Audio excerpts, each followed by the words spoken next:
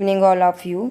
आज मैं class 7th का 10th चैप्टर समझाने जा रही हूँ। अपूर्व अनुभव के क्वेश्चन आंसर। यासुकी चान को अपने पेड़ पर चढ़ाने के लिए तोतो चान ने अथक प्रयास क्यों किया, लिखिए। जैसा कि मैंने आपको वीडियो में बताया था कि यासुकी चान जो था वो एक पोलियोग्रस्त बालक था, यानी कि वो पैर से चल नहीं सकता था। उसके शहर तोमोए, यानी कि तोमोए था जो उसके शहर का नाम था।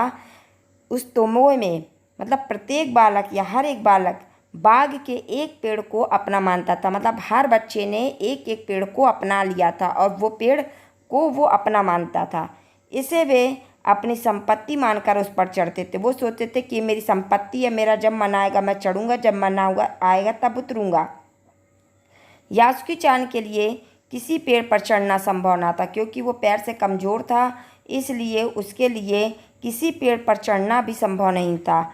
उससे 1 वर्ष बड़ी तोतो चान की हार्दिक इच्छा थी कि यासुकी चान उसके पेड़ पर चढ़े, यानी कि उसकी इच्छा थी या तोतो चान की कि वो उसके पेड़ पर चढ़े और उसके लिए उसने अथक प्रयास किए। बहुत मतलब उसने कोशिश करी यासुकी चान को ऊपर तक चढ़ाने के लिए, बहुत संघर्ष किया। नेक्स्ट क्वेश्चन है, दृढ़ निश्चय और अथक परिश्रम से सफलता पाने के बाद तोतो चान और यासुकी चान को अपूर्व अनुभव मिला। इन दोनों के अपूर्व अनुभव कुछ अलग अलग थे, दोनों में क्या अंतर है, लिखिए।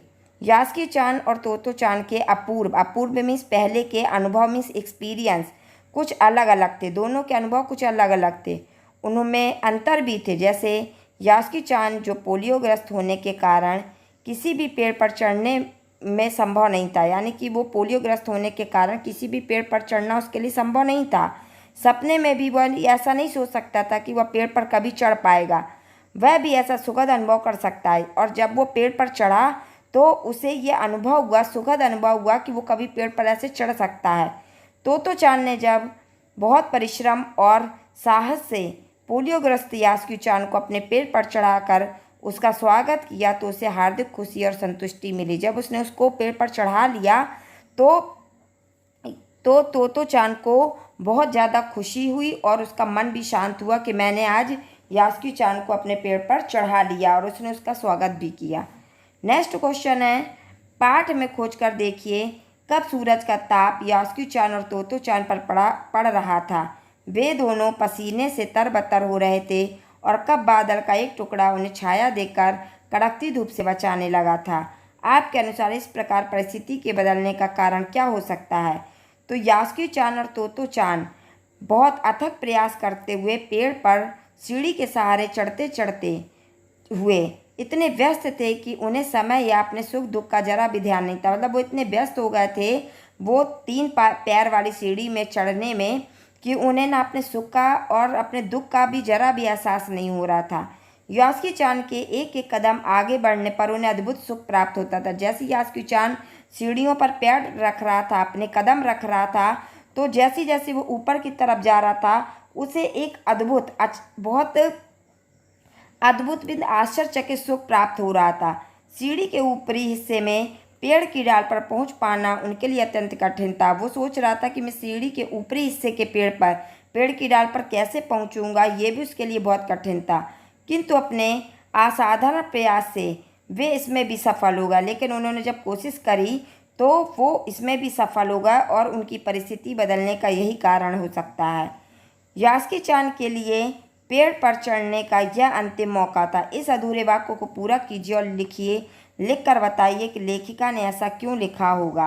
तो यासुकी चान के लिए पेड़ पर चढ़ने का यह पहला और अंतिम मौका था। लेखिका ने ऐसा इसलिए लिखा होगा क्योंकि पोलियोग्रस्त यासुकी चान के लिए पेड़ पर चढ़ना संभव नहीं था, क्योंकि वो कभी पेड़ पर चढ़ने की सोच भी नहीं सकता था। उसके लिए यह काम असंभव था, और उसका शरीर भी बड़ा होगा और वजन भी बढ़ता जाएगा, और उसका शरीर समय के साथ बढ़ता जाएगा और बड़ा हो जाएगा। इस कारण वो पेड़ पर चढ़ना उसके लिए संभव नहीं था। यासुकी चान के लिए जितना जोखिम लेकर तोतो चान ने उसे पेड़ पर चढ़ाया था, अब वैसा जोखिम लेने को शायद कोई तैयार ना हो। तोतो चान की यह हार्दिक इच्छा थी कि यासुकी चान पेड़ पर चढ़े, और उसने इतना जोखिम उठाकर इतनी मेहनत परिश्रम करके यासुकी चान को पेड़ पर चढ़ा दिया था। अब वैसा जोखिम या ऐसा खतरा शायद ही कोई ले सके। इसलिए लेखिका ने ऐसा कहा कि ये उसके लिए पहला और आखिरी मौका था। नेक्स्ट क्वेश्चन है पाठ से आगे का। तोतो चान ने अपनी योजना को बड़ों से इसलिए छिपा लिया कि उसमें जोखिम था। यास्की चान के गिर जाने की संभावना थी, फिर भी उसके मन में यास्की चान को पेड़ पर चढ़ाने की दृढ़ इच्छा थी। ऐसी दृढ़ इच्छा बुद्धि और कठोर परिश्रम से अवश्य पूरी हो जाती हैं। आप किस तरह की सफलता के लिए तीव्र इच्छा और बुद्धि का उपयोग कर कठोर परिश्रम करना चाहते हैं? तो इसमें बताया कि मैं अपनी तीव्र इच्छा को पूरी करने के लिए जोखिम उठाऊंगा, क्योंकि बिना खतरा उठाए साहसिक कार्य यानी कि संघर्षपूर्ण कार्य का होना निश्चित नहीं है। जो व्यक्ति समुद्र की लहरों में पांव भिगोने से डरता है वह सागर से मोती नहीं निकाल सकता। अगर उसको पानी में पैर ही डालने में डर लग रहा है तो वो सागर से मोती कैसे निकालेगा। इसलिए समुद्र में पांव भिगोने के साथ साथ लहरों में बहने का भी खतरा है। मतलब मुझे ये डर है कि ऐसा ना हो मैं समुद्र में पैर भिगोऊँ तो मैं लहरों के साथ बह भी जाऊँ, पर मोती निकालने के लिए समुद्र में उतरना ही होगा। अगर मुझे मोती चाहिए है या कोई अपना लक्ष्य पूरा करना है तो मुझे कठिन परिश्रम करना ही होगा। तो इस चैप्टर से हमें ये शिक्षा मिलती है कि अगर कोई व्यक्ति कोई काम करने के लिए दृढ़ संकल्प कर ले, निश्चय कर ले और उस काम में जी जान लगाकर अपना परिश्रम के साथ लग जाए तो उसे सफलता अवश्य मिलेगी और उसके लिए उसे जोखिम उठाना ही पड़ेगा। धन्यवाद।